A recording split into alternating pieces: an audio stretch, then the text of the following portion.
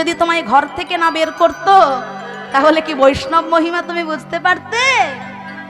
হ্যাঁ, ঘরেই পচে পচে মরে যেতে মহিমা কোনোদিন বোঝা হতো না কি মা, তাই তো? তাহলে মায়েরা কি বুঝলে, এখান থেকে কি শিক্ষা পেলে? ঘরে গিয়ে স্বামীকে সবাই ঘর থেকে বের করে দেবে। অপরাধ নিও না, বৈষ্ণবের মহিমা প্রকাশের জন্য চাপাল গোপাল আর নিস্তারিণীকে দিয়ে মহাপ্রভু এই লীলা করলেন। এই লীলা যদি না হতো আমার মতো অভক্তও বুঝতো না বৈষ্ণবের মহিমা কতখান। হরিবল হরিবল। তাই আসুন ভক্তগণ, নিস্তারিণী আর চাপাল গোপাল তারা দুজনে যুগল হয়ে নিতাই গৌরের যুগল চরণ ভজনা করলো।